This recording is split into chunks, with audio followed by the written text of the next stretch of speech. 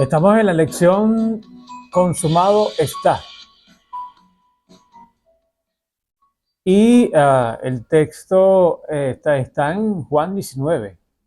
Dice, él cargando su cruz salió al lugar llamado de la calavera, en hebreo Gólgota. Y ahí se describe pues muchas más cosas, lo puede leer usted en su casa.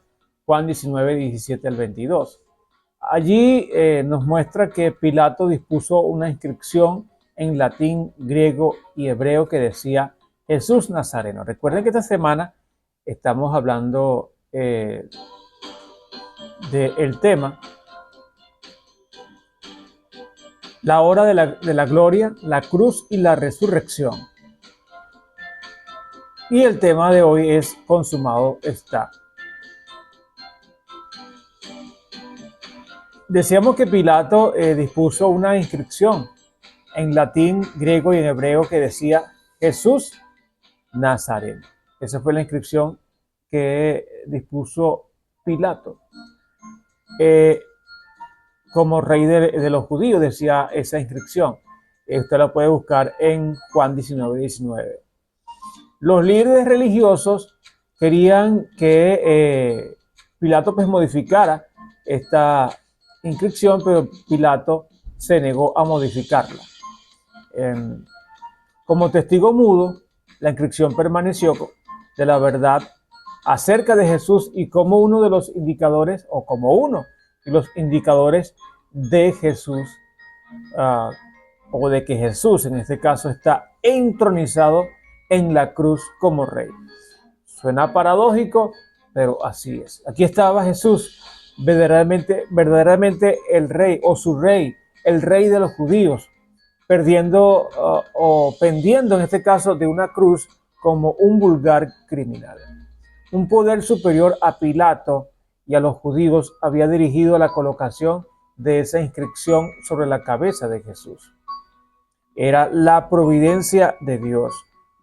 Tenía que incitar a reflexionar e investigar las escrituras. Esto lo escribe Elena de White en El deseo de todas las gentes. En Juan 19, 25 dice, estaban junto a la cruz de Jesús su madre y la hermana de su madre, María, mujer de Cleofas, y María Magdalena. Y si usted lee todo el contexto allí, hay una escena conmovedora relacionada con la madre de Jesús. Ocurrió pues allí en la cruz. Entre los que estaban al pie de la cruz aquel día se encontraban Juan, el discípulo amado, junto con María, la madre de Jesús, y otros. Y muchos años antes, Simeón había predicho esta misma experiencia cuando José y María llevaron a Jesús al templo para consagrarlo. Registrado en Lucas capítulo 2 versículos 34, y dice la escritura, los bendijo Simeón y dijo a su madre María, he aquí, está puesto para caída y para levantamiento de muchos en Israel. Eso lo dijo Simeón. Ahora, en sus últimos momentos, Jesús habla a su madre y le dice, ahí, mujer, ahí tienes a tu hijo, y a Juan le dice, ahí tienes a tu madre. Está registrado esto en Juan 19, 26 y 27. Si leemos Juan, por ejemplo, Juan 19, 28, dice, después de esto, sabiendo Jesús que ya todo estaba consumado, dijo para que la escritura se cumpliese, tengo sed. Y después dijo Jesús, consumado es. ¿Qué significa estas palabras? ¿Qué significado tienen? Consumado es. El verbo griego telet termina de esta palabra consumado es, significa telet con una O al final, terminar, completar, llevar a cabo. Es decir, Jesús estaba terminando, estaba completando, estaba llevando a cabo algo. Todo había quedado terminado. Y en el mismo eje, todo quedaba terminado, y es el mismo que se utiliza en el versículo 30, consumado está. Además, una palabra relacionada con este verbo, teleió, con dos O, es en el versículo 28 con referencia al cumplimiento de la Escritura. Se estaba cumpliendo la Escritura. Por horrible que fuera la escena, todo se estaba cumpliendo, realizando, se estaba completando. ¿Pero qué se estaba cumpliendo? Jesús estaba siendo crucificado. Cuando Jesús dice, consumado está, se encuentra completando, cumpliendo la obra que el Padre le encomendó. ¿Qué significa esto para cada uno de nosotros? Bueno, ¿y qué fue lo que concluyó y cómo se aplica esto a nuestra vida? Jesús estaba completando la misión que el Padre le encomendó, tomar nuestro lugar, tomar el lugar que a nosotros nos correspondía. El lugar que a nosotros nos correspondía era la muerte, era una muerte así en la cruz, una muerte por nuestros pecados, y Jesús estaba tomando ese lugar para darnos a nosotros vida eterna. Entonces, pasamos de una vez al siguiente estudio. El siguiente estudio es la tumba vacía. Recuerda que estamos hablando de resurrección, estamos hablando de muerte de Jesucristo en esta semana. Entonces, en Juan 21 podemos registrar allí el primer día de la semana, dice la Escritura, el primer día de la semana, María Magdalena fue de mañana, siendo aún oscuro, al sepulcro y vio quitada la piedra del sepulcro. Vean que las mujeres, en este caso María Magdalena, fue al sepulcro el primer día de la semana, que es el día domingo, para quitar,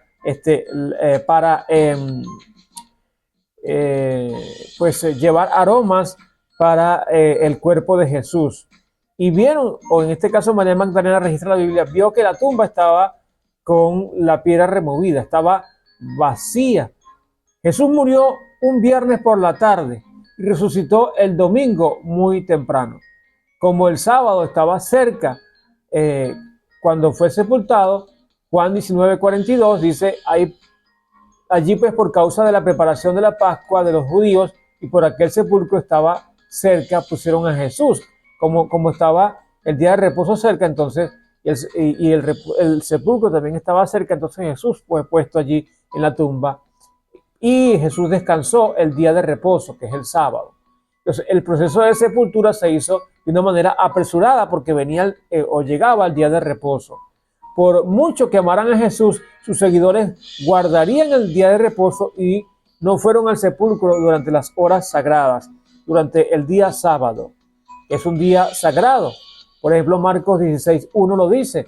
Cuando pasó el día de reposo, María Magdalena, María, la madre de Jacobo, y Salomé compraron especias aromáticas para ir a ungirle.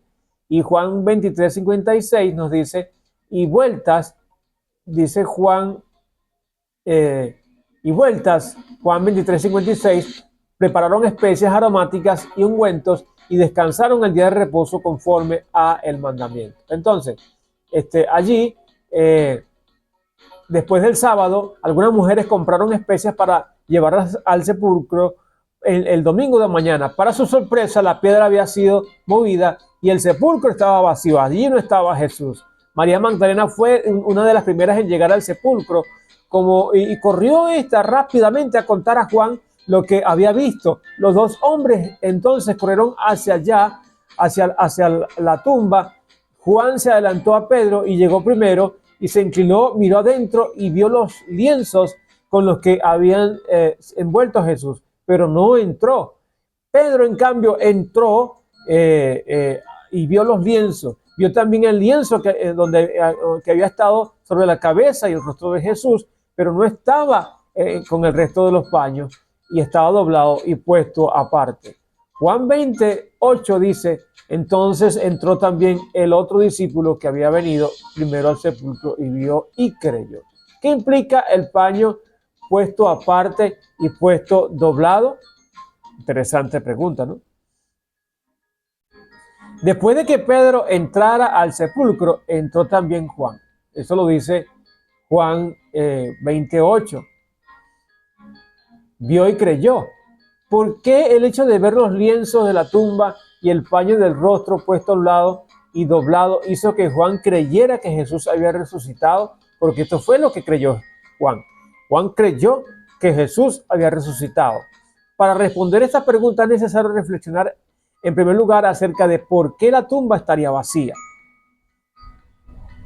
La respuesta más común sería atribuir a los ladrones de tumbas.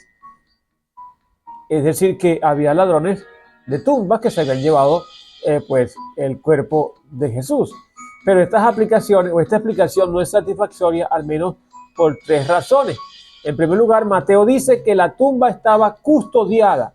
Dice Mateo 26, Mateo 27, 62, al día siguiente, que es después de la preparación, se reunieron los principales sacerdotes y los fariseos ante Pilato, diciendo: Señor, nos acordamos que aquel engañador, o sea Jesús, dijo, viviendo aún, después de 3 días resucitaré.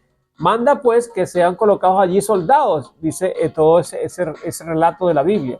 Lo que hace improbable entonces la opción del robo. No pudo haber sido robado el cuerpo de Jesús porque estaba custodiada por soldados romanos. Muchos soldados estaban allí. Esa es la primera razón. La segunda razón es que los ladrones de tumbas suelen robar objetos de valor, no cuerpos en estado de descomposición.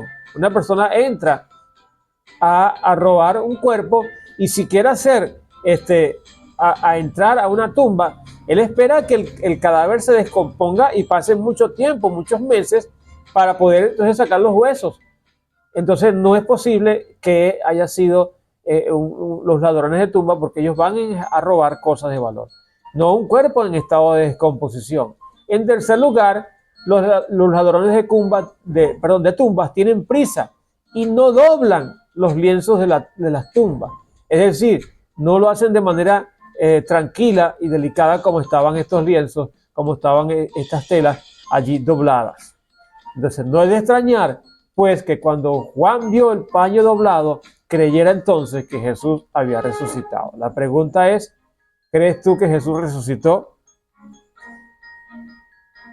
Es una pregunta que hacemos. Es más, ¿crees tú que Jesús vino a la tierra? Que Jesús se hizo carne, que Jesús murió en la cruz por nosotros, que murió y que resucitó. Una pregunta para reflexionar. Nos escuchamos en un próximo video y nos vemos y interactuamos, donde vamos a estar hablando sobre Jesús y sobre María.